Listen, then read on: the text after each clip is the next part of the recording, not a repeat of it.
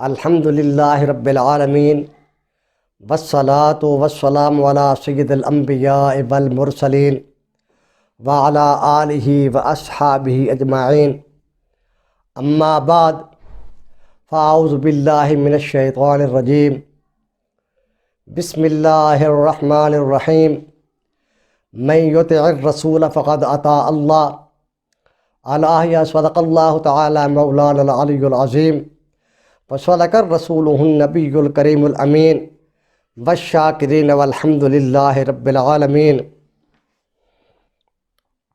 فإن من جودك الدنيا وذرتها ومن علومك علم اللوح والقلم مولاي صل وسلم دائما ابدا على حبيبك خير الخلق كلهم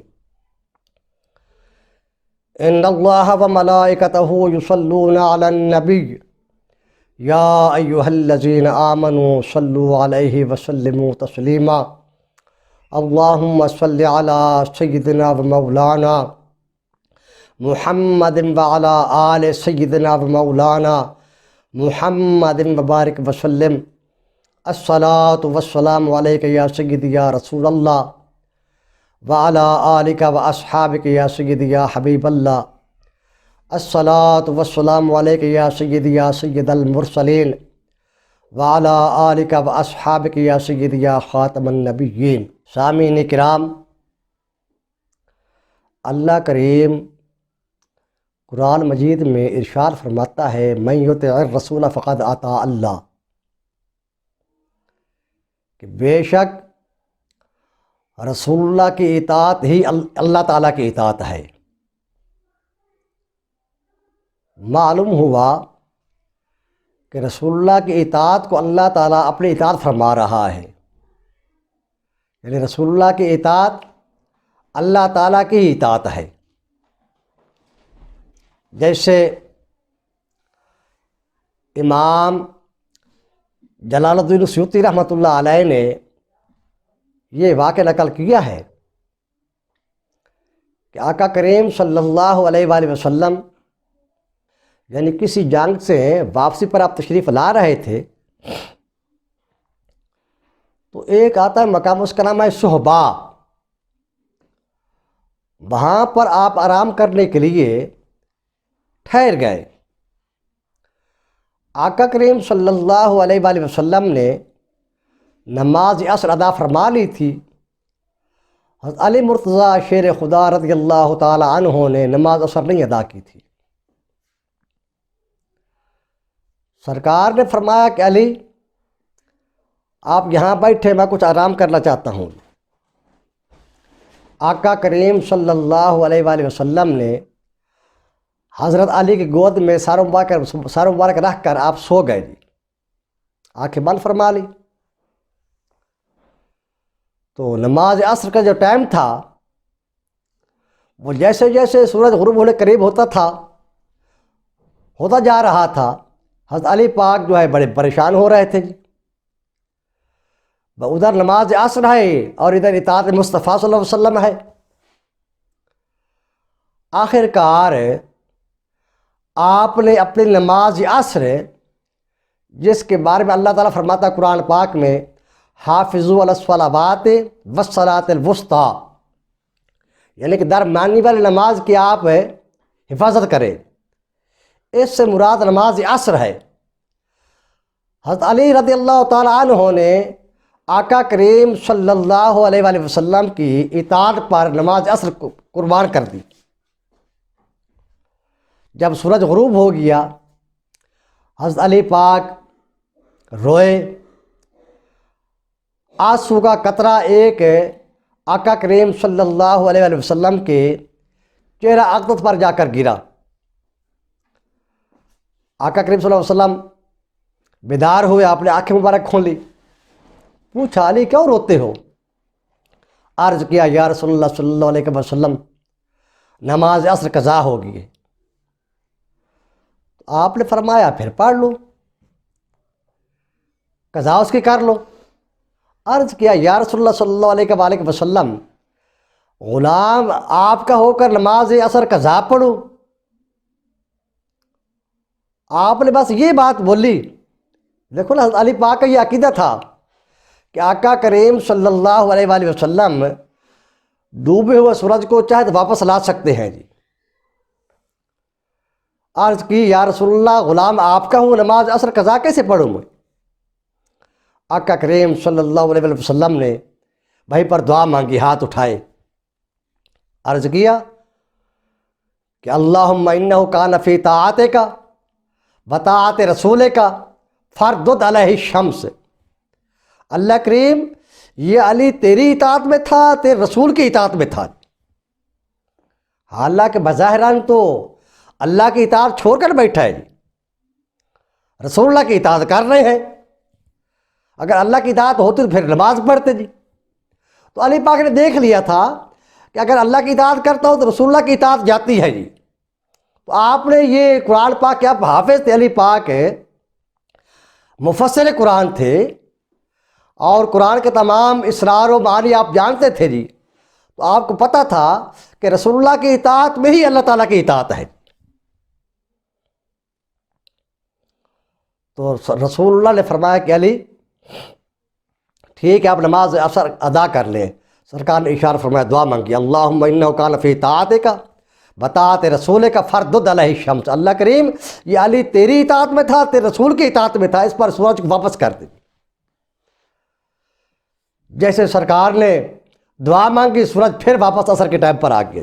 حضرت بریلوی فرماتے ہیں، سورج الٹے پاؤں پلٹے، چاند اشارے سے ہو چاک، اندھے منکر دیکھ لے قدرت رسول اللہ کی۔ تو معلوم ہوا کہ رسول اللہ کی اطاعت جو ہے وہ حقیقت میں اللہ تعالیٰ کی اطاعت ہے۔ اب میں آپ کو ایک حدیث پاک سنا رہا ہوں، بڑی پیاری حدیث پاک، بڑی عمدہ حدیث پاک۔ اس میں آپ صلی اللہ علیہ وآلہ وسلم کا جو علم مبارک ہے اس کو آپ دیکھیں گے، سنیں گے، آپ حیران رہ جائیں گے۔ کیونکہ امام بصری فرماتے ہیں نا جی کہ وَمِنْ عُلُومِكَ علم اللہ والقلم۔ محبوب کریم صلی اللہ علیہ وسلم، آپ کا علم جو ہے اتنا آپ کا وسیع علم ہے، لوح و قلم کا جو علم ہے وہ آپ کے علم کا ایک حصہ ہے۔ لوح و قلم جو ہے، لوح کا معنی جس پر اللہ تعالیٰ جو ہے وہ سب کچھ لکھتا ہے، قلم میں لکھنے والا جی، یعنی کہ وہ جو علم ہے لوح و قلم کا، وہ آپ کے علم کا ایک حصہ ہے، ایک جزو ہے آپ کا۔ یہ بڑی پیاری حدیث پاک ہے۔ شیخ جلال الدین سیوطی رحمۃ اللہ علیہ وہ فرماتے ہیں کہ میں نے امام الشیخ حضرت شمس الدین بن قبا، حضرت شیخ شمس الدین بن قبا رحمۃ اللہ تعالی علیہ کے ہاتھ کا لکھا ہوا ان کے مجموع میں نے پایا ہے جی۔ انہوں نے کوئی کتاب لکھی تھی، فرماتے ہیں کہ ان کا ہاتھ کا میں نے لکھا ہوا پایا ہے ان کے مجموع میں، کہ وہ فرماتے ہیں جی، حضرت امام شمس الدین بن قبا رحمۃ اللہ تعالیٰ علیہ وہ فرماتے ہیں کہ حضرت امام ابو العباس مستغفری رحمۃ اللہ علیہ انہوں نے فرمایا، غالباً یہ آپ کے استاذ ہیں، آپ کے شیخ ہیں جی، حضرت امام شمس الدین بن قبا کے حضرت امام ابو العباس مستغفری رحمۃ اللہ علیہ فرماتے ہیں کہ انہوں نے فرمایا کہ میں نے مصر جانے کا ارادہ کیا، کس غرض سے؟ اس غرض سے کہ حضرت امام ابو حامد مصری رحمۃ اللہ علیہ سے جا کر علم حاصل کروں اور ان کی خدمت اقدس میں جا کر میں پڑھوں جا کے۔ فرماتے جب میں وہاں پر مصر میں پہنچا، حضرت شیخ ابو حامد مصری رحمۃ اللہ علیہ کی خدمت میں پہنچا میں نے قدم بوسی کی، زیارت کی۔ اس کے بعد میں نے عرض کی کہ التمست منہ حدیثاً خالد بن ولید رضی اللہ تعالیٰ عنہ، میں نے عرض کیا کہ حضور مجھے وہ حدیث پاک حضرت خالد بن ولید والے آپ مجھے سنائیں۔ بجے جو حضرت خالد بن ولید رضی اللہ تعالیٰ عنہ سرکار سے آپ نے حدیث پاک سنی ہے۔ فامرنی، آپ نے فرمایا کہ مجھے انہوں نے حکم دیا بے صوم سالۃ، ایک سال تم روزہ رکھو، اس کے بعد پھر میرے پاس آنا جی۔ اگر مجھ سے آپ نے وہ حدیث پاک سننی ہے حضرت خالد بن ولید رضی اللہ تعالیٰ عنہ والی، تو ایک سال روزہ جا کے رکھے۔ دیکھو نا جی حدیث پاک کی کتنی اہمیت ہے۔ تیرے دل کے اندر اگر کوئی غلاظت ہے، کوئی دنیاوی خواہشات ہیں، روزے کے ساتھ وہ ختم ہو جائیں گی، تاکہ تیرا دل جو ہے بالکل پاک صاف ہو جائے، ستھرا ہو جائے جی، اس کے اندر نورانیت آ جائے، روحانیت آ جائے۔ بس جب تو سرکار کا حدیث پاک سنے تو تیرا دل میں اور زیادہ نور ڈلا نور ہو جائے۔ لیکن اب فی زمانہ میں تو اگر ایک عالم دین سے اگر وہ کوئی مسئلہ پوچھے، اگر وہ نہ بتائے دوسرے کے پاس پر چلے جاتے ہیں جی۔ لیکن دیکھو نا حدیث رسول کتنی اہمیت ہے۔ اگر سرکار کا حدیث پاک سننی ہے تو پھر آپ ایسا کریں ایک سال تک روزے رکھیں۔ فرماتی ہیں کہ میں واپس آ گیا،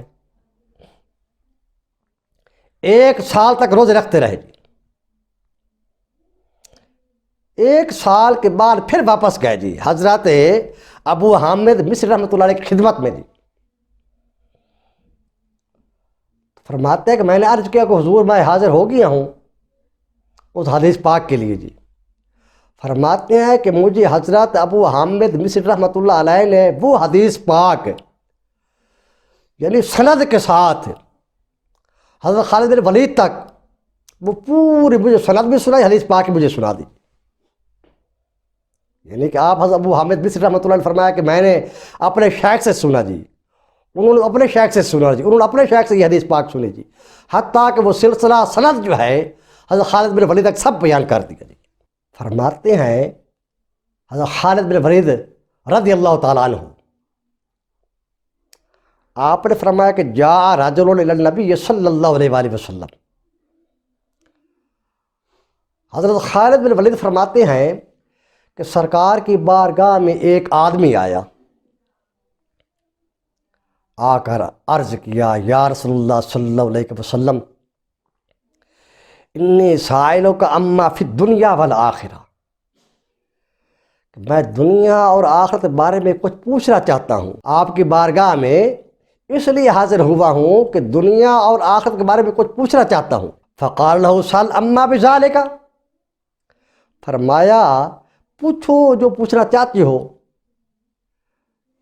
جو آپ کا دل چاہے پوچھیے آپ۔ اس نے عرض کیا یا رسول اللہ صلی اللہ علیہ وآلہ وسلم احب ان اکون اعلم الناس، احب ان اکون اعلم الناس، کہ یا رسول اللہ میں چاہتا ہوں کہ میں تمام لوگوں سے زیادہ عالم بن جاؤں۔ یا رسول اللہ میں چاہتا ہوں، میں پسند کرتا ہوں کہ تمام لوگوں سے زیادہ میں عالم بن جاؤں۔ قال اتق اللہ تکن اعلم الناس، آپ نے فرمایا اللہ سے ڈر تو لوگوں میں سب سے زیادہ عالم بن جائے گا۔ یعنی تقوی اتنی پیاری چیز ہے تقوی کہ سرکار نے فرمایا کہ تم اللہ سے ڈرنا شروع کرو تو بہت بڑے عالم بن جاؤ گے۔ جیسے قرآن پاک میں ہے نا، اللہ فرماتا ہے وَلِمَنْ خَافَ مَقَامَ رَبِّهِ جَنَّتَانِ، جو یعنی اپنے آپ کو اللہ کے حضور کھڑا ہونے میں ڈر رکھتا ہے، میں قیامت کے دن اللہ کے حضور پیش ہونا ہے، حاضر ہونا ہے، مجھ سے پوچھ گچھ ہوگی، یہ خوف رکھتا ہے دل میں، تو اللہ فرماتا ہے اس کے لیے ایک جنت نہیں بلکہ 2 جنتیں ہیں۔ جب اپنے دل میں خوف خدا رکھتا ہے، دوسرے مقام پر رب فرماتا ہے وَأَمَّا مَنْ خَافَ مَقَامَ رَبِّهِ وَنَهَى النَّفْسَ عَنِ الْهَوَىٰ فَإِنَّ الْجَنَّةَ هِيَ الْمَأْوَىٰ۔ فرمایا جو رب کے حضور ہے، اپنے رب کے حضور کھڑا ہونے کا ڈر رکھتا ہے اور اپنے یعنی کہ خواہشات کو اس نے مٹا دیا، ختم کر دیا اپنے نفس سے، رب فرماتا ہے کہ اس کے لیے جنت ہی ٹھکانہ ہے۔ یہ تو صرف اتنی بات ہے نا جی کہ صرف اور صرف یہ اس کے دل، اپنے دل کے اندر یہ خوف رکھتا ہے کہ میں رب کے حضور پیش ہونا ہے جی، رب تعالیٰ نے مجھ سے پوچھنا ہے، میں نے جواب دینا ہے، یہی دل میں خوف ہے اس کے دل کے اندر۔ اگر یہی رکھتا ہے تو سرکار نے فرمایا کہ عالم الناس، جب تیرے دل کے اندر یہ خوف پیدا ہو جائے تو تو لوگوں سب سے بڑا عالم بن جائے گا۔ اس نے دوسرا سوال کیا قال احب ان اکون اغنى الناس، یہ دوسرا اس نے سوال کیا کہ یا رسول اللہ صلی اللہ علیہ وآلہ وسلم کہ میں چاہتا ہوں کہ میں تمام لوگوں سے زیادہ غنی بن جاؤں، مالدار بن جاؤں۔ آپ نے فرمایا کن قناعا تکن اغنى الناس، کہ تم قناعت اختیار کرو تم غنی بن جاؤ گے، لوگوں سے سب سے زیادہ مالدار بن جاؤ گے۔ حدیث پاک میں ہے نا، سرکار نے فرمایا القناعۃ کنز لا یفنا، فرمایا قناعت ایک ایسا خزانہ ہے جو نہ فنا ہونے والا ہے۔ جو بندہ قناعت اختیار کرتا ہے نا تو وہ کبھی جو ہے وہ کبھی مایوس نہیں ہوگا، وہ کبھی جو ہے وہ تنگ دست نہیں ہوگا۔ قناعت ایک ایسا اللہ تعالیٰ نے مومن کو ہتھیار عطا فرمایا ہے۔ اس نے تیسرا سوال کیا قال احب ان اکون خیر الناس، یا رسول اللہ صلی اللہ علیہ وآلہ وسلم کہ میں چاہتا ہوں کہ میں تمام لوگوں سے اچھا ہو جاؤں، میں تمام لوگوں سے اچھا ہو جاؤں، اچھا بن جاؤں۔ آپ نے فرمایا خیر الناس من ینفع الناس، یعنی کہ بہترین شخص وہ ہے، بہتر وہ شخص ہے لوگوں سے جو لوگوں کو فائدہ پہنچائے۔ فرمایا فکن نافعا لہم، اگر تم بڑا بننا چاہتے ہو، بڑا عالم بننا چاہتے ہو، لوگوں سے اچھا بننا چاہتے ہو، تو پھر لوگوں کو تم نفع پہنچانے والے بن جاؤ، تو تم لوگوں سے اچھی انسان بن جاؤ گے۔ اس نے چوتھا سوال کیا فقال احب ان اکون اعدل الناس، یا رسول اللہ صلی اللہ علیہ وآلہ وسلم میں چاہتا ہوں کہ میں لوگوں سے زیادہ عادل بن جاؤں۔ آپ نے فرمایا کہ احبا للناس ما تحبا لنفسک تکن اعدل الناس، فرمایا لوگوں کے لیے وہی چیز پسند کرو جو تم اپنے لیے پسند کرتے ہو، تو تم زیادہ عادل بن جاؤ گے۔ دیکھو نا کتنی بڑی بات ہے کہ جو چیز تمہیں پسند ہے اپنے بھائی کے لیے تم وہی چیز پسند کرو، یہ نہیں کہ تمہیں کچھ اچھی چیز پسند ہو تم اس کے لیے ہلکی چیز پسند کر لو، تو یہ مسلمانی نہیں ہے۔ پھر اس عربی نے، اس آدمی نے سرکار سے پانچواں سوال کیا یا رسول اللہ صلی اللہ علیہ وآلہ وسلم احب ان اکون اخص الناس الی اللہ تعالی، یا رسول اللہ صلی اللہ علیہ وآلہ وسلم میں چاہتا ہوں کہ میں رب تعالیٰ کے پاس تمام لوگوں سے خاص بن جاؤں، خاص الخاص بن جاؤں رب تعالیٰ کی بارگاہ میں۔ آپ نے فرمایا کہ اکثر ذکر اللہ تکون اخص الناس، فرمایا پھر تو اللہ کا ذکر کثرت سے کر، بہت زیادہ ذکر کر اللہ تعالیٰ کا، تو تمام لوگوں سے اللہ کے نزدیک تم خاص بن جاؤ گے، خاص بن جاؤ گے۔ معلوم ہوا کہ اللہ کا ذکر جو ہے ایک ایسی چیز ہے کہ بندے کو رب کے قریب کر دیتا ہے۔ اسی لیے اللہ صوفیہ کرام اللہ کا ورد زیادہ کرتے ہیں، یا اللہ کا ورد بھی کرتے ہیں، اللہ کا ذکر بھی کرتے ہیں، یہ اسم اعظم ہے۔ اسم اعظم کا ورد کرنے سے آدمی اللہ تعالیٰ قرب حاصل کر لیتا ہے۔ اس نے چھٹا سوال کیا، یا رسول اللہ صلی اللہ علیہ وسلم کہ احب ان اکون من المحسنین، یا رسول اللہ صلی اللہ علیہ وسلم کہ میں چاہتا ہوں کہ میں محسنین میں سے بن جاؤں، یعنی کہ جو لوگ احسان کرنے والے ہیں ان میں سے بن جاؤں۔ اللہ کے رسول نے فرمایا اعبد اللہ کأنک تراہ فإن لم تکن تراہ فإنہ یراک، کہ پھر تو اللہ تعالیٰ کی ایسے عبادت کر جیسے کہ اللہ تعالیٰ تجھے دیکھ رہا ہے۔ اگر تیرے میں اتنی ہمت نہ ہو پھر تو یہ ضرور سمجھ اللہ تعالیٰ تجھے دیکھ رہا ہے۔ حضرت شیخ الاسلام بابا فرید گنج شکر رحمۃ اللہ تعالیٰ علیہ، آپ کا واقعہ پڑھا ہے ہم نے کتابوں میں۔ جمعہ کا دن تھا تو آپ وہاں پر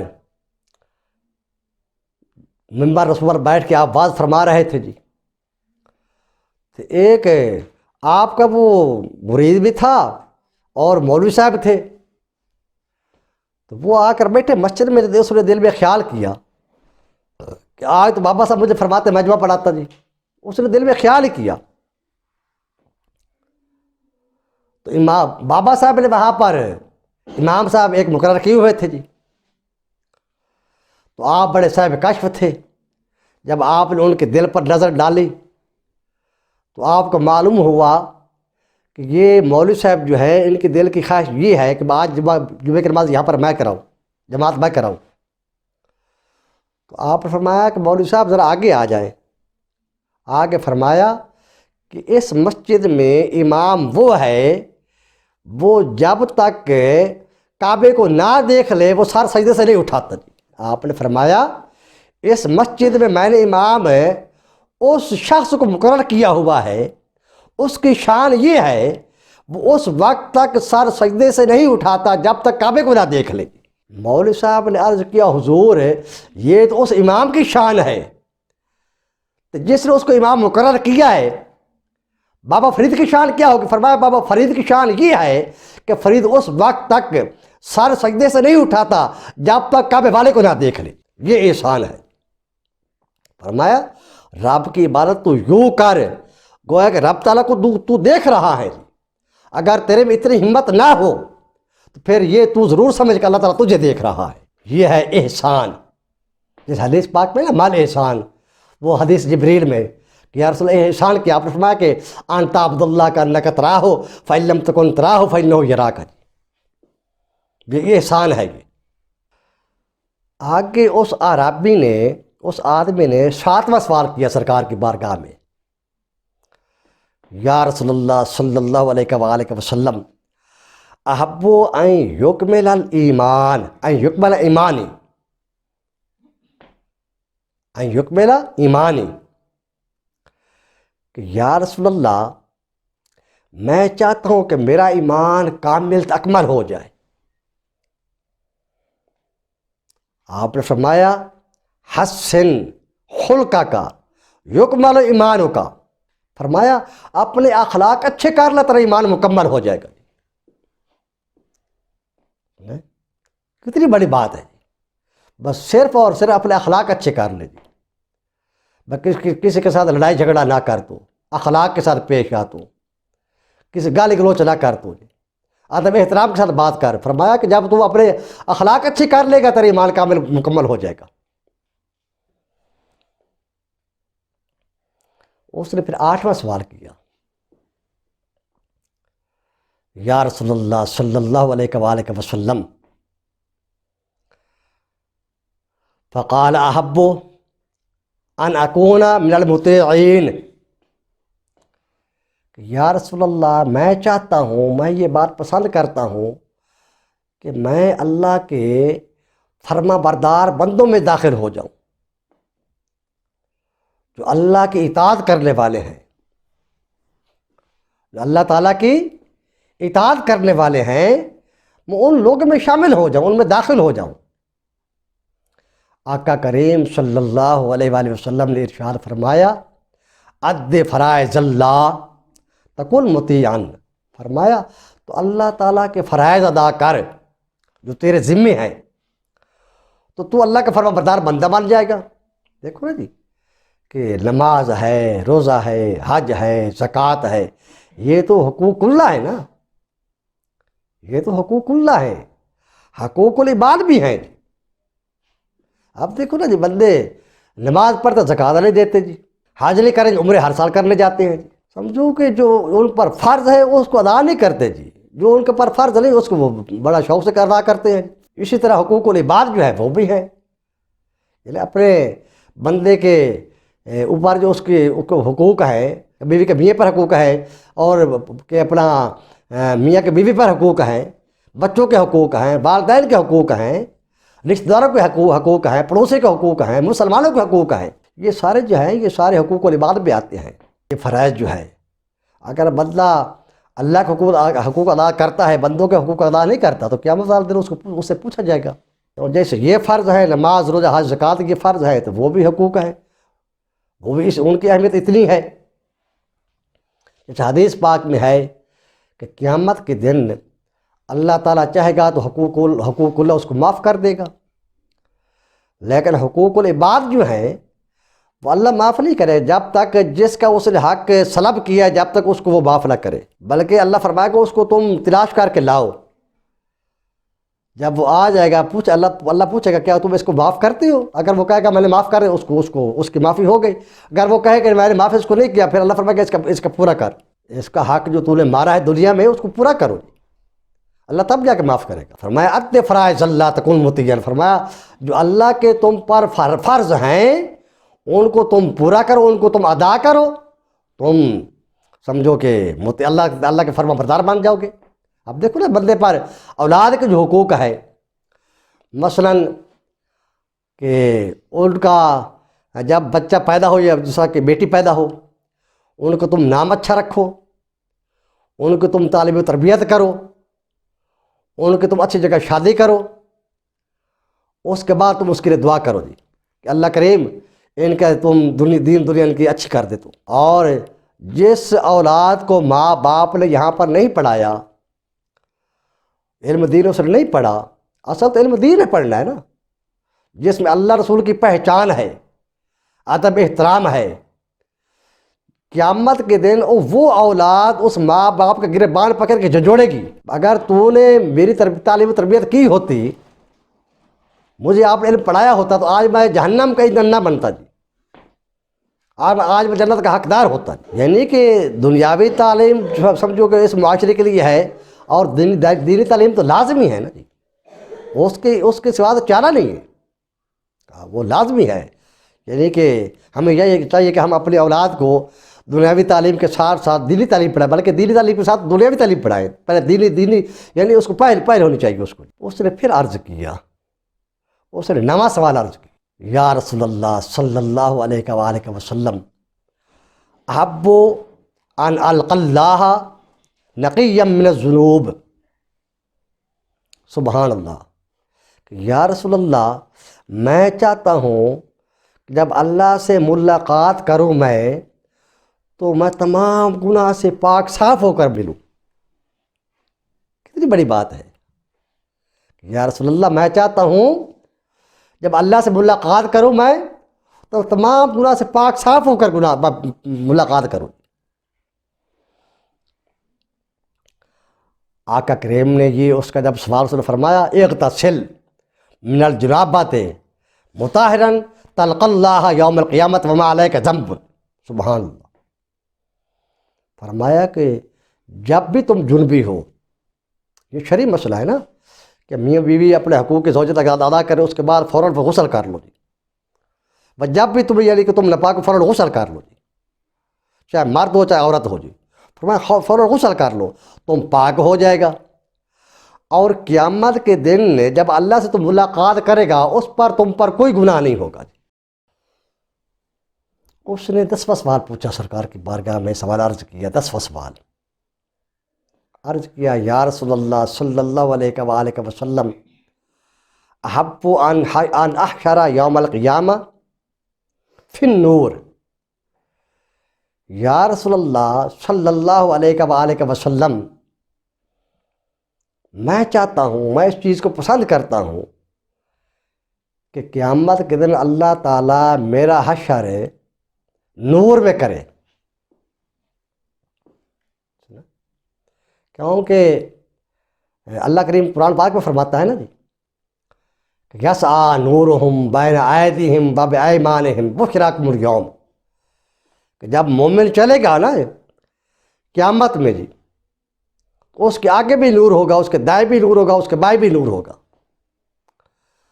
تو جو وہاں پر کفار لوگ ہوں گے یا منافقین ہوں گے جی یا گستاخ رسول ہوں گے جی، ان کے لیے اندھیرا ہی اندھیرا ہوگا جی۔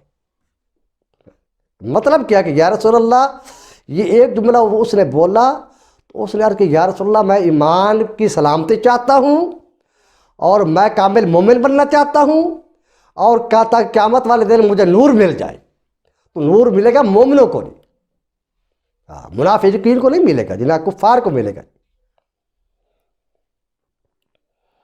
آپ نے فرمایا لا تظلم احدا تحشر یوم القیامت فی النور، فرمایا کہ پھر تم ظلم کسی پر نہ کر، قیامت کے دن تمہارا حشر جو ہے وہ نور میں ہوگا۔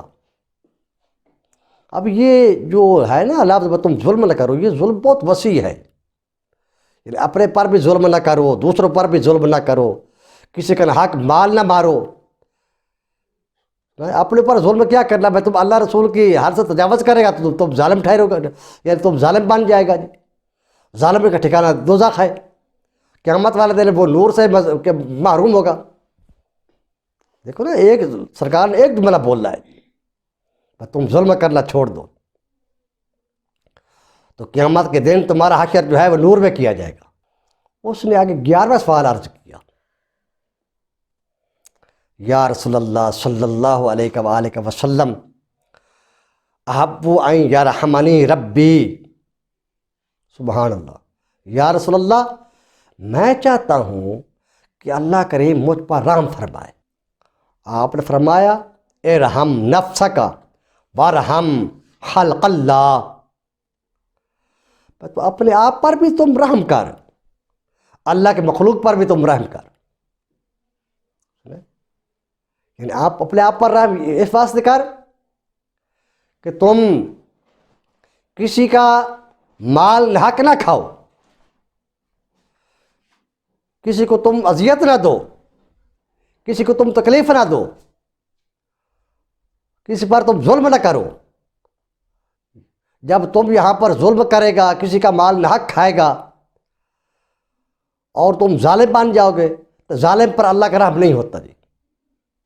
جب تو اپنے اوپر رحم کرے گا، اللہ کے مخلوق پر رحم کرے گا، تو فرمایا کہ یرحمک اللہ، اللہ تعالیٰ تم پر رحم فرمائے گا جی۔ اس آدمی نے سرکار کی بارگاہ میں پھر 12واں سوال کیا، یا رسول اللہ صلی اللہ علیہ وآلہ وسلم احب ان تقلی ذنوبی، تقلی کا ایک معنی ہے کہ بالکل گناہ نہ ہو، ایک ہے گناہ میں کمی۔ اس عرض کہ یا رسول اللہ کہ میں چاہتا ہوں کہ مجھ پر کوئی گناہ نہ ہو یا میرے گناہ میں کمی ہو جائے، لیکن پہلا معنی جو ہے نا وہ اچھا ہے بھی ہے، یا رسول اللہ کہ مجھ پر کوئی گناہ نہ ہو، تو کیونکہ آگے جو حدیث پاک کے الفاظ ہیں اس کے معنی یہی بنتے ہیں، جیسے حدیث پاک میں ہے آقا کریم صلی اللہ علیہ وسلم نے ارشاد فرمایا کہ جو بندہ فرض نماز کے بعد استغفر اللہ الذی لا الہ الا هو الحی القیوم واتوب الیہ جب وہ آدمی 3 بار پڑھتا ہے، اگر گناہ اس پر سمندر کے جھاگ کے برابر بھی ہے، پھر بھی اللہ تعالیٰ اس کو گناہ معاف کر دیتا ہے، اس کے گناہ ختم ہو جاتے ہیں۔ تو یہاں پر من تقلی کا معنی کریں گے بالکل نہ ہو کہ یا رسول اللہ میں چاہتا ہوں کہ مجھ پر کوئی گناہ نہ ہو۔ تو آقا کریم صلی اللہ علیہ وسلم نے ارشاد فرمایا استغفر اللہ تقلی ذنوبک، اللہ تعالیٰ سے مغفرت مانگ، تم پر کوئی گناہ نہیں ہوگا۔ کہ یہ مغفرت جو ہے ایسی چیز ہے کہ اللہ کریم سے جب بندہ مانگتا ہے تو اللہ تعالیٰ اس پر اتنا خوش ہو جاتا ہے، اس کے پہلے سارے گناہ اللہ تعالیٰ معاف کر دیتا ہے۔ اس نے 13واں سوال سرکار کی بارگاہ میں عرض کیا، یا رسول اللہ صلی اللہ علیہ وآلہ وسلم احب ان اکون اکرم الناس، یا رسول اللہ صلی اللہ علیہ وآلہ وسلم میں چاہتا ہوں کہ میں تمام لوگوں سے زیادہ عزت والا بن جاؤں۔ آپ یہ دیکھو نا جی کہ لوگوں نے اس زمانے میں عزت کا معنی بھی الٹا لے لیا ہے جی، یعنی جس کے پاس زیادہ پیسہ وہ زیادہ عزت والا ہوگا جی، یا کوئی زیادہ بدمعاش ہوگا وہ زیادہ عزت والا ہوگا جی، یعنی جتنا زیادہ کمینہ ہوگا اس کو زیادہ عزت والا کہیں گے جی۔ لیکن اللہ کے رسول صلی اللہ علیہ وسلم نے ارشاد فرمایا کہ لا تشکو اللہ الی الخلق تکن اکرم الناس، فرمایا پھر اللہ کی شکایت اللہ کے مخلوق کے سامنے نہ کرے تو، اللہ تعالیٰ کی شکایت مخلوق کے سامنے نہ کرے تو زیادہ عزت والا بن جائے گا۔ کہ اس واسطے کہ بندہ ہر حال میں اللہ کا شکر ادا کرے، غمی میں صبر کرے، خوشی میں اللہ کا شکر ادا کرے، تو اللہ تعالیٰ اس پر بڑا خوش ہوتا ہے۔ جب بندہ کسی بندے کو نعمت عطا کرتا ہے، جب اللہ تعالیٰ اس سے وہ نعمت واپس لیتا ہے نا جی، پھر اللہ تعالیٰ فرشتوں سے پوچھتا ہے بھائی جب تم یہ نعمت لینے اس کے پاس گئے تھے، مثلا کوئی اولاد اللہ تعالیٰ جب کوئی لیتا ہے، اس کی بچپن یعنی کہ معصوم اولاد فوت ہو جاتی ہے، بچہ یا بچی، اللہ تعالیٰ پھر فرشتوں سے پوچھتا ہے کہ اے میرے فرشتوں جب تم اس کے پاس گئے تھے کیا تم اس کے جگر کا پھول تم توڑ کر لائے ہو؟ اور کرتا کہ ہم نے اس کے دل کا پھول ہم نے توڑ کے لائے ہیں۔ تو اللہ پوچھتا ہے پھر کیا کہتا تھا؟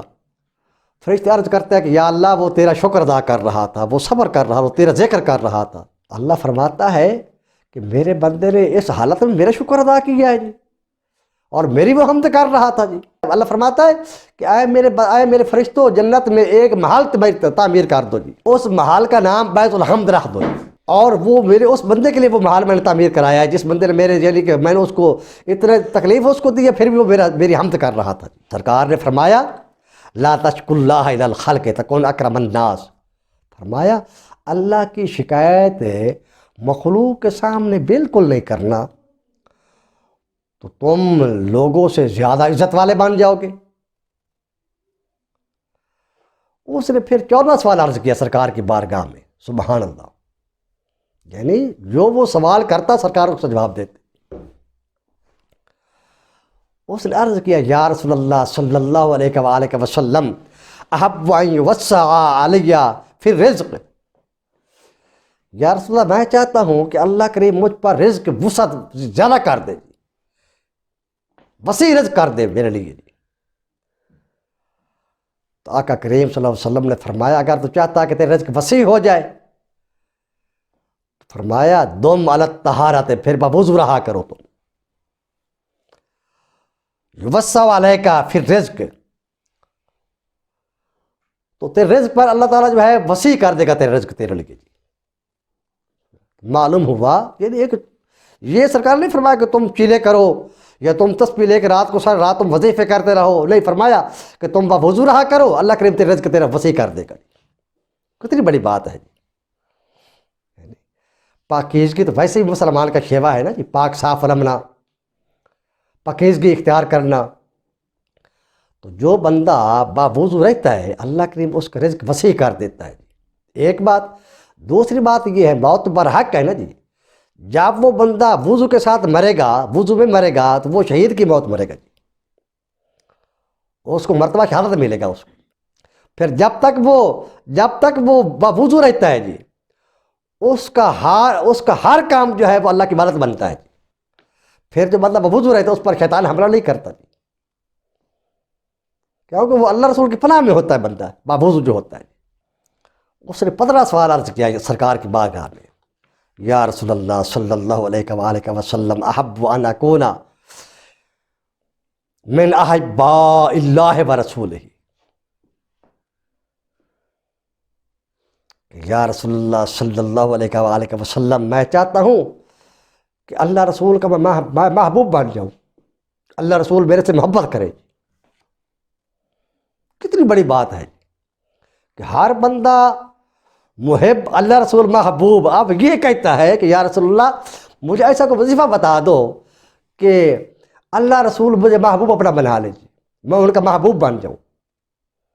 آقا کریم صلی اللہ علیہ وآلہ وسلم نے ارشاد فرمایا، احبا ما احب اللہ ورسولہ، ما احب اللہ ورسولہ۔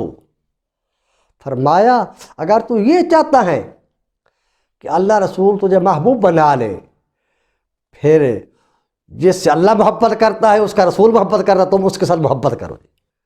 جس سے اللہ تعالیٰ محبت کرتا ہے تم اس سے محبت کرو، جس سے اللہ کا رسول محبت کرتا ہے تم اس سے محبت کرو۔ وَأَبْغِضْ مَا أَبْغَضَ اللَّهُ وَرَسُولُهُ، اور تم اس سے دشمنی کرو جس سے اللہ رسول دشمنی کرتے ہیں۔ یعنی کہ جو لوگ اللہ رسول کی نظر میں وہ پسند نہیں ہے تم ان کو پسند نہ کرو۔ یہ نہیں جو اللہ رسول کے وہ دشمن ہے تم ان کے ساتھ تم دوستیاں کہ تم دوستیاں کرو، تو پھر اللہ تعالیٰ کیسے راضی ہوگا؟ جیسے کہ اکثر مسلمانوں کی حکومت یہود نصارہ کے ساتھ سمجھو دوستی کی جو ہے وہ بڑی کوشش کرتی ہیں جی۔ اللہ فرماتا ہے کہ اے ایمان والو، یہ یہود نصارہ تمہارے دوست نہیں ہو سکتے۔ اللہ فرماتا ہے کہ جو اللہ رسول کے دشمن ہے تم ان کو اپنا دوست نہ بناؤ، بلکہ جو اللہ رسول کے جو دوست ہے تم ان کو اپنا دوست بناؤ جی۔ آیا کہ اَبْغِضْ مَا أَبْغَضَ اللَّهُ وَرَسُولُهُ، جس کے ساتھ اللہ رسول محبت کرے تم اس سے محبت کرو، جس سے اللہ رسول بغض رکھے تم اس سے بغض رکھو۔ جب تم یہ کرو گے تو پھر تم اللہ رسول کے محبوب بن جاؤ گے۔ آگے 16واں سوال اس نے کیا، یا رسول اللہ صلی اللہ علیہ وآلہ وسلم، احب ان اکون آمنا من سخط اللہ، یا رسول اللہ صلی اللہ علیہ وآلہ وسلم کہ میں چاہتا ہوں کہ اللہ کے غضب سے میں امن میں رہوں، کہ اللہ تعالیٰ مجھ پر ناراض نہ ہو، اللہ کی ناراضگی سے میں امن میں رہوں، کہ اللہ تعالیٰ مجھ پر ناراض نہ ہو جائے۔ آپ نے فرمایا کہ لا تغضبوا علی احد تامن من غضب اللہ وسخطہ، فرمایا کہ پھر تو کسی ایک پر تو غضب نہ کر، کسی ایک پر تم ظلم نہ کر۔ جب تم کسی پر ظلم نہیں کرے گا تو اللہ کے غضب اور اللہ کے ناراضگی سے تو بچ جائے گا۔ اللہ تعالیٰ تم پر نہ ناراض ہوگا نہ اللہ تعالیٰ تم پر کوئی غضب کرے گا۔ اس آدمی نے سرکار کی بارگاہ میں 17واں سوال پیش کیا، یا رسول اللہ صلی اللہ علیہ وآلہ وسلم، احب ان تستجاب دعوتی، یا رسول اللہ صلی اللہ علیہ وآلہ وسلم میں چاہتا ہوں کہ میری دعا قبول ہو، اللہ کریم میری دعا قبول فرما لے۔ آپ نے فرمایا اجتنب الحرام یا تستجب دعوتک کا، فرمایا پھر حرام کھانے سے بچ جاؤ، حرام نہ کھاؤ، تمہاری دعا قبول ہو جائے گی۔ تو معلوم ہوا حرام ایک ایسی چیز ہے جب بندہ اس کو اپنا لیتا ہے تو پھر وہ اس کو دعا قبول نہیں ہوتی، بلکہ حضرت موسیٰ علیہ السلام کے بارے ایک آپ کے زمانے میں ایک آدمی تھا، وہ دعا مانگ رہا تھا، وہ اتنا رو رہا تھا، اس کے یعنی کہ اس کی داڑھی پر اس کے آنسو تھے، وہ اس کی داڑھی تار تھی آنسو کے ساتھ، بہت بڑے بڑے اس نے لمبے ہاتھ کیے ہوئے تھے دعا مانگنے کے لیے۔ آپ نے جب اللہ کے پیغمبر نے کی حالت دیکھی تو بڑے آپ حیران ہو گئے. کو طور پر تشریف لے کہ اللہ سے جاتے بات کی جا کر کہ اللہ کریم وہ فلاں تیرا بندہ دعا مانگ رہا تھا، اتنا رو رہا تھا، آوزاری کر رہا تھا، اتنے اس نے ہاتھ لبے کیے ہوئے تھے تیری بارگاہ میں، اللہ کریم تو اس کی دعا کیوں نہیں قبول کرتا ہے؟ اللہ تعالیٰ نے فرمایا موسیٰ علیہ السلام وہ بندہ لمبے ہاتھ کر کے بھلے میرے آسمان کو کیوں نہ پکڑ لے جی، بھلے وہ میرے آسمان کو کیوں نہ پکڑ لے جی، اس کی دعا پھر بھی قبول نہیں کروں گا جی. اور اس کے مولا کریم بات کیا ہے؟ اللہ نے فرمایا کہ موسیٰ علیہ السلام جس بندے کی زبان پر حرام ہو، جس کے پیٹ میں حرام ہو، جس کے جسم پر حرام ہو، اس کی دعا میں کیسے قبول کر لوں؟ یعنی کہ اس کی زبان بھی جھوٹ بولتی ہو، اس کے پیٹ میں اس کا لقمہ بھی حرام کا گیا ہو، اس کے جسم پر جو کپڑا پہنے وہ بھی حرام کا ہے، تو اس کی دعا میں کیسے قبول کر لوں جی؟ بلکہ جس پیٹ میں ایک لقمہ حرام کا چلا جاتا ہے نا جی، 40 دن تک اس بندے کی عبادت قبول نہیں ہوتی جی. تو آج کل تو ماشاءاللہ جو ہے لوگ سود کا پیسہ کھا رہے ہیں جی، اور بڑے فخر سے جو ہے وہ ان کو اور ہر مہینے اس کو پیسے ان کو آ رہے ہیں جی. اس واسطے یہ مسلمان جو ہے اللہ رسول سے اس واسطے دور ہے کہ اللہ رسول ان کو پسند نہیں کرتے جی، کیونکہ ان کی زبان پر بھی حرام ہے، ان کے پیٹ میں بھی حرام ہے، ان کے جسم پر بھی حرام ہے. یہ بھلے چاہے جتنی نمازیں پڑھ لیں، جب تک اللہ رسول کے راستے پر نہیں چلیں گے اس وقت تک جو ہے ان کو کامیابی نہیں مل سکتی. آپ نے فرمایا کہ تم چاہتی ہو کہ تمہاری دعا قبول ہو، پھر حرام سے بچ جاؤ، اللہ تعالیٰ تیری دعا قبول کر لے گا. اس نے سرکار کی بارگاہ میں پھر 18واں سوال پیش کیا، یا رسول اللہ صلی اللہ علیہ وآلہ وسلم احب لا یفتح اللہ علی رؤوس الاشہاد. یا رسول اللہ کہ میں یعنی کہ ذلت رسوائی سے بچنا چاہتا ہوں. یا رسول اللہ کہ میں رسوائی سے بچنا چاہتا ہوں کہ لوگ مجھے رسوا نہ کریں. فرمایا احفظ فرجک کہ لا تفضح علی رؤوس الاشہاد. فرمایا پھر زنا سے بچ جا، لوگوں کے سامنے رسوا ہونے سے بچ جائے گا تو. فرمایا اپنے فرج کی حفاظت کر، تو اپنی شرمگاہ کی تو حفاظت کر، لوگوں کے سامنے رسوا ہونے سے تو بچ جائے گا جی. دیکھو کتنی بڑا پیارا جملہ فرمایا جی. اگر تو رسوا ہونے سے بچتا ہے کہ لوگ تجھے رسوا نہ کرے، تجھے ذلیل نہ کرے جی، تجھے بدکار نہ کہے جی، تو پھر تم یہ سمجھو کہ زنا سے بچ جاتا. پھر اس آدمی نے سرکار کی بارگاہ میں 19واں سوال پیش کیا، یا رسول اللہ صلی اللہ علیہ وآلہ وسلم احب ان یستر اللہ علی عیوبی جی، یا علی عیوبی جی. یا رسول اللہ میں چاہتا ہوں کہ اللہ تعالیٰ میرے گناہوں کی پردہ پوشی فرمائے جی، لوگوں کے سامنے ظاہر نہ کرے جی. آپ نے فرمایا کہ استر عیوب اخوانک یستر اللہ علیک عیوبک کا جی. میں تو اپنے بھائی کے پردہ پوشی کر گناہوں کی، اللہ تعالیٰ تیری پردہ پوشی کرے گا. کتنی بڑی بات ہے کہ دیکھو نا جی کہ بندہ اگر کسی کی کوئی بات دیکھ لے جی، وہ فوراً لوگوں کے سامنے ظاہر کر دیتا ہے. جب وہ لوگوں کے سامنے اس کے عیب ظاہر کرے گا تو اللہ تعالیٰ اس کے عیب کیسے چھپائے گا جی. پھر اس نے سرکار کی بارگاہ میں 20واں سوال پیش کیا، یا رسول اللہ صلی اللہ علیہ وآلہ وسلم ما الذی یمحو عن الخطایا. یا رسول اللہ مجھ سے گناہ کیسے ختم ہوں گے، کیسے گناہ مٹے گے میرے گناہ جی، اب میں اپنے گناہ کیسے مٹاؤں میں؟ سرکار نے فرمایا الدموع والخضوع والامراض. یا رسول اللہ یعنی گناہ کو مٹانے والے کون سی چیزیں ہیں جس کے ساتھ گناہ مٹتے ہوں؟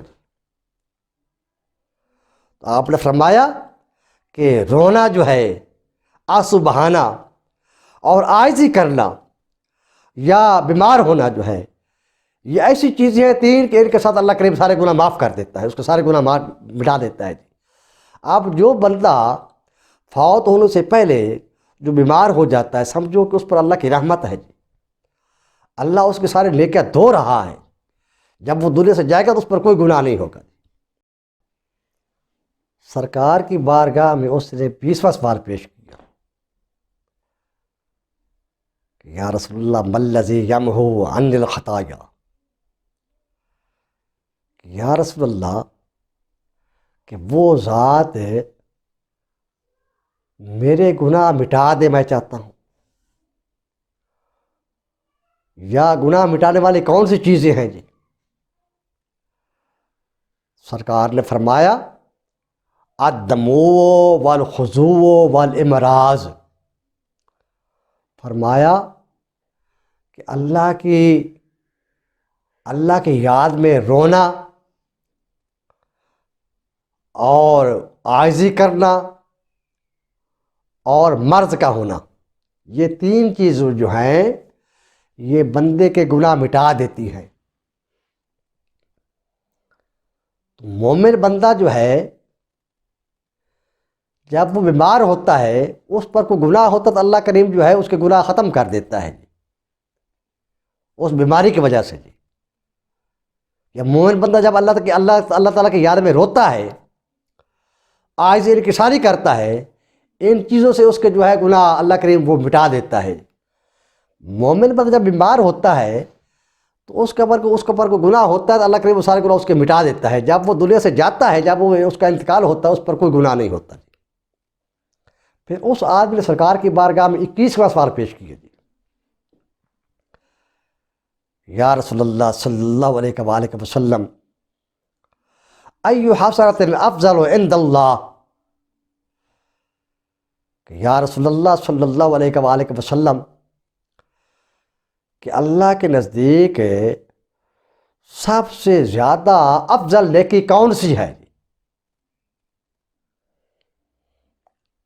آقا کریم صلی اللہ علیہ وآلہ وسلم نے ارشاد فرمایا حسن الخلق والتواضع والصبر علی البلیات والرضا بالقضاء، سرکار نے فرمایا جو سب سے افضل ترین نیکی ہے وہ یہ ہے کہ اچھا اخلاق ہونا۔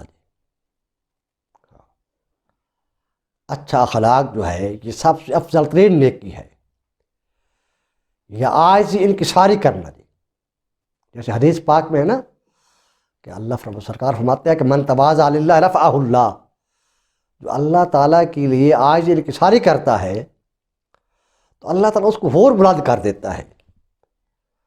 جو بندہ تکبر کرتا ہے اللہ کریم اس کو اور پست کر دیتا ہے۔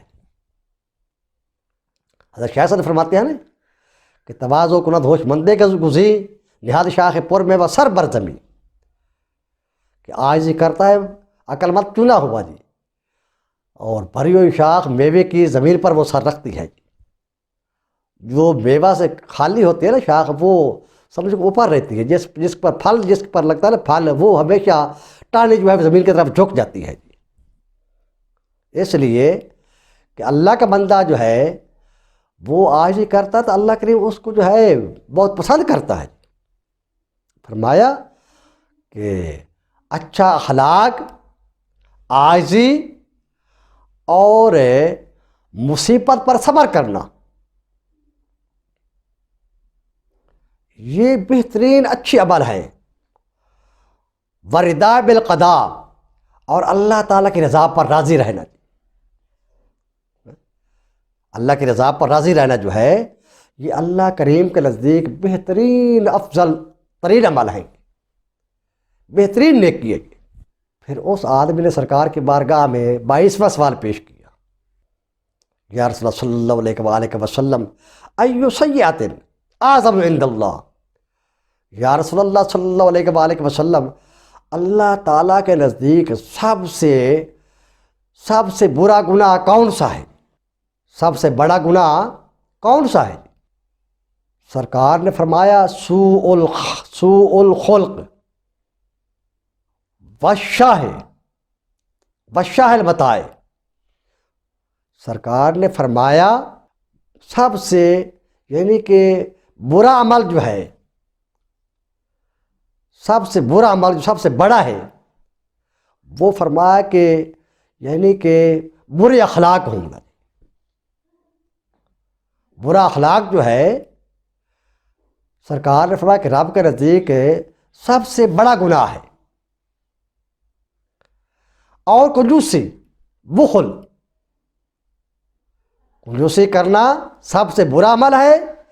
اور کنجوس آدمی کی اتباع کرنا، اس کے پیچھے چلنا جو ہے، اس کو دیکھ کے کنجوسی کرنا، اس کو دیکھ کے بخل کرنا. سرکار نے فرمایا یہ بدترین گناہ ہے.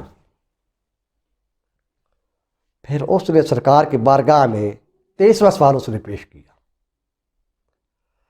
یا رسول اللہ صلی اللہ علیہ وسلم ما الذی یسکن غضب الرحمن.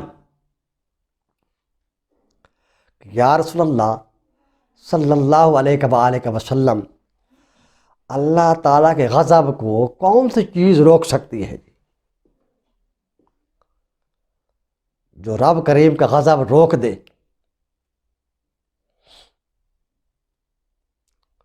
سرکار نے فرمایا اخفاء الصدقات وصلۃ الرحم. فرمایا چپکے سے صدقہ دینا اور صلہ رحمی کرنا. مطلب کیا ہے بھائی، اگر تو نے کوئی صدقہ کیا ہے اللہ کے راستے پر تو کسی کو بتا مت کہ میں نے صدقہ کیا ہے. اور صلہ رحمی سے مراد ہے رشتہ داروں کے ساتھ اچھا سلوک کرنا جی، ان کے ساتھ اچھا برتاؤ کرنا جی. اگر کوئی غریب اگر ہے رشتہ دار، اس کا چپکے کے ساتھ تعاون کرنا جی. یہ اللہ کریم فرماتے ہیں، اللہ کریم کو یہ بہت بڑے پسند ہے. یہ رشتہ داروں سے اچھائی کرنا، ان کی مدد کرنا اور چپکے سے صدقہ کرنا.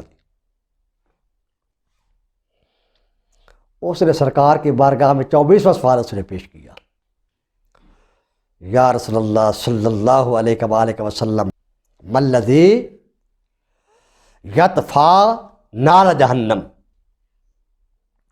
یا رسول اللہ صلی اللہ علیہ وآلہ وسلم، وہ کون سی چیز ہے جو دوزخ کی آگ کو ختم کر دے، اس کو بجھا دے؟ یا رسول اللہ صلی اللہ علیہ وآلہ وسلم، ایسی کون سی چیز ہے جو دوزخ کی آگ کو بجھا دے؟ آقا کریم صلی اللہ علیہ وسلم نے ارشاد فرمایا قال الصوم. روزہ جو ہے، روزہ ایسا بہترین ہتھیار ہے جس کے ساتھ دوزخ کی آگ جو ہے بجھ جاتی ہے. اس واسطے کہ اللہ کریم نے مسلمانوں پر ہر سال رمضان شریف کے روزے فرض کیے ہیں تاکہ اس کے ساتھ وہ دوزخ کی جو آگ جو بھڑک رہی ہے اس کو ختم کر دے. جب مومن بندہ قیامت کے دن جب وہ جائے گا نا، وہاں سے گزرے گا دوزخ کے قریب سے جی، جو دوزخ کا جو ہوگا نا فرشتہ، وہ کہے گا فرشتہ اس میں اس کو فوراً جلدی اس کو لے جاؤ یہاں سے جی، اس کی وجہ سے میری دوزخ کی آگ جو ہے وہ ختم ہو رہی ہے. تو معلوم ہوا کہ آقا کریم صلی اللہ علیہ وسلم کی بارگاہ میں جو اس نے سوال کیے تھے، آقا کریم صلی اللہ علیہ وسلم نے اس کے جواب عطا فرمائے. اور یہ حدیث پاک ایسی حدیث پاک ہے، اگر کوئی بندہ ان 24 سوالوں پر اگر عمل کر لے، یا کریم صلی اللہ علیہ وسلم کے اس کے جوابات ارشاد فرمائے، وہ دین دنیا میں وہ کامیاب ترین شخص ہے. اس کی دنیا بھی اس کی اچھی ہوگی، اس کی آخرت بھی اس کی اچھی ہو جائے گی انشاءاللہ تعالی. یہ حدیث پاک میں نے حضرت خالد بن ولید رضی اللہ تعالیٰ عنہ سے بیان کی ہے جب بھی آپ نے سماعت فرمائی ہے. اور اسی طرح دوسری حدیث پاک بھی ہے. یہ حدیث پاک حضرت ابو ہریرہ رضی اللہ تعالیٰ عنہ سے یہ روایت ہے. حضرت ابو ہریرہ رضی اللہ تعالیٰ عنہ نے فرمایا قال رسول اللہ صلی اللہ علیہ وآلہ وسلم من یأخذ ہؤلاء الکلمات. آپ نے فرمایا کون ہے جو مجھ سے یہ کلمات لے لے. آقا کریم صلی اللہ علیہ وآلہ وسلم نے ارشاد فرمایا، کون ہے جو مجھ سے یہ کلمات لے لے، فَيَعْمَلَ بِهِنَّ أَوْ يُعَلِّمُهُنَّ مَن يَعْمَلُ بِهِنَّ، جو اس پر عمل کرے اور آگے دوسرے لوگوں کو سکھائے تاکہ وہ بھی اس پر عمل کریں۔ حضرت ابو ہریرہ رضی اللہ تعالیٰ عنہ عرض کرتے ہیں، قلت انا، میں نے عرض کی یا رسول اللہ میں ہوں، میں یہ کلمات آپ سے میں لیتا ہوں۔ آپ صلی اللہ علیہ وآلہ وسلم نے 5 کا جو ہنسا ہے اس کا آپ نے یہ عدد بنایا جی، یہ 5 کلمات ہیں۔ فرمایا 5 کلمات مجھ سے لے لو، تمہارے لیے بڑے فائدہ مند ہیں۔ ان میں سے پہلا آپ نے فرمایا اتق المحارم، یعنی کہ اللہ کی حرام کی ہوئی چیزوں سے یعنی بچ جا تو۔ دیکھو نا، ایک جملے میں آقا کریم صلی اللہ علیہ وسلم سب کچھ بتا دیا، اتق المحارم، جو اللہ نے حرام کی چیز، جو چیزیں اللہ نے حرام کی ان سے بچ جاؤ۔ مطلب کیا ہے؟ جھوٹ نہ بولو، کسی کو دھوکہ نہ دو، کسی سے فراڈ نہ کرو، اور کسی کا حق نہ مارو، یعنی حرام جو چیز اس کو نہ کھاؤ، سود نہ کھاؤ، شراب نہ پیو، زنا قریب نہ جاؤ۔ سمجھو کہ یعنی ہر برائی سے تم بچ جاؤ، اتق المحارم، جو جس چیز کو اللہ نے، جن چیزوں کو اللہ نے حرام کیا ہے ان سے تم بچ جاؤ۔ جب تم ان چیزوں سے بچ جاؤ گے تو پھر کیا ہوگا؟ فرمایا تکون اعبد الناس، کہ تم لوگوں سے زیادہ عابد بن جاؤ گے۔ سمجھا گئی؟ معلوم ہوا کہ نماز ہے، روزہ ہے، حج ہے، زکوٰۃ ہے، یہ اپنی جگہ پر عبادات ہیں، لیکن دیکھو آقا کریم صلی اللہ علیہ وسلم نے ایک جملے میں سب کچھ بتا دیا جی۔ جب تم اللہ کے حرام کی چیزوں سے بچ جاؤ گے تم لوگوں سے زیادہ عابد بن جاؤ گے۔ دوسرا فرمایا آپ نے وارد بما قسم اللہ، فرمایا کہ جو اللہ کریم نے تم پر ہے، جو تمہیں عطا کیا ہے، جو تمہاری قسمت میں اللہ تعالیٰ لکھ دیا ہے، جو تیرے لیے تقسیم میں جو تیرا حصہ آیا ہے، اس پر تم راضی ہو جاؤ۔ سنیں بس، جو اللہ کریم نے تجھے عطا کیا ہے اس پر تم راضی ہو جاؤ، کہ اللہ کریم نے جو مجھے دیا ہے، جو میرا حصہ ہے، اس پر میں راضی ہوں۔ فرمایا تکون اغنی الناس، تم لوگوں سے زیادہ مالدار بن جاؤ گے۔ سبحان اللہ، کتنی بڑی بات ہے کہ یعنی بندہ بے صبری کا مظاہرہ نہ کرے، یہ نہ کہے کہ فلاں کے پاس تو لاکھوں روپے ہیں، میرے پاس ہزاروں بھی نہیں ہیں، یا فلاں کے پاس کروڑوں روپے ہیں، اربوں روپے ہیں، میں اس حالت میں ہوں۔ نہیں، یہ ناشکری ہے، ناشکری اللہ تعالیٰ کو پسند نہیں ہے۔ ہاں، جو اللہ نے تمہاری قسمت میں لکھ دیا ہے، جو تمہارے حصے میں آیا ہے، اس پر تم راضی ہو جاؤ۔ جب تم راضی ہو جاؤ گے تم لوگوں سے زیادہ مالدار بن جاؤ گے۔ تیسرا آپ نے فرمایا وَأَحْسِنْ إِلَىٰ جَارِكَ، اپنے پڑوسی کے ساتھ تم اچھا برتاؤ کرو۔ جو تمہارا پڑوسی ہے اس کی مال، جان، عزت، آبرو کا تم محافظ بن جاؤ۔ یوں سمجھو کہ اس کی عزت آبرو میری عزت آبرو ہے، اس کی عزت آبرو پر تم بری نظر نہ کرو جی۔ فرمایا جب تم اپنے پڑوسی کے ساتھ اچھا برتاؤ کرے گا، فرمایا تکون مومنا، اب تو مومن بن جائے گا۔ سنا ہے کتنی بڑی بات ہے، پڑوسی سے تم اچھا برتاؤ کرو، اس کی عزت آبرو، مال جان کا تم محافظ بن جاؤ، سمجھو کہ جیسے وہ میری عزت آبرو ہے، تم مومن بن جاؤ گے۔ چوتھا جملہ آپ نے فرمایا وَأَحِبَّ لِلنَّاسِ مَا تُحِبُّ لِنَفْسِكَ، بھائی تم لوگوں کے لیے وہی پسند کرو جو تم اپنے لیے پسند کرتے ہو. سنا بھائی جو تجھے پسند ہے وہی تو اپنے بھائی مسلمان کے لیے پسند کر تو.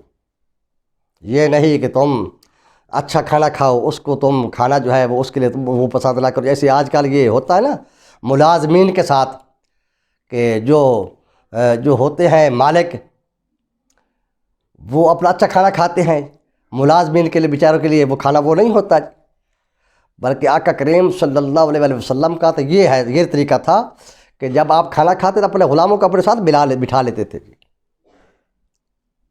اپنے غلاموں کے ساتھ بیٹھ کے کھانا کھایا کرتے تھے، اپنے صحابہ کے ساتھ بیٹھ کے کھانا کھایا کرتے تھے. فرمایا جب تو یہ کر لے گا جو تجھے پسند ہے وہی دوسرے اپنے بھائی کے لیے پسند کرے وہ. فرمایا تکون مسلمان، اب تو مسلمان بن جائے گا. یہ مسلمانی نہیں کہ تم اپنے اچھی چیز تم پسند کرو دوسرے کے لیے تم ناقص چیز پسند کرو، یہ مسلمانی نہیں آئی. پانچواں آپ نے فرمایا وَلَا تَكْثُرِ الضَّحْكَ، فرمایا زیادہ ہنسا نہ کرو. آدمی کہا لگا کے ہنستے ہیں. فرمایا زیادہ ہنس نہ کرو کیونکہ فَإِنَّ كَثْرَةَ الضَّحْكِ، زیادہ ہنسنے کے ساتھ تُمِيتُ الْقَلْبَ، دل جو ہے مردہ ہو جاتا ہے، دل جو ہے وہ مردہ ہو جاتا ہے. معلوم ہوا زیادہ ہنسنا بھی نہیں چاہیے. اللہ کریم اس حدیث پاک پر عمل کرنے کی توفیق عطا فرمائے اور اللہ تعالی ہمیں سچا اور پکا مسلمان مومن بننے کی توفیق عطا فرمائے. وما علینا الا البلاغ المبین.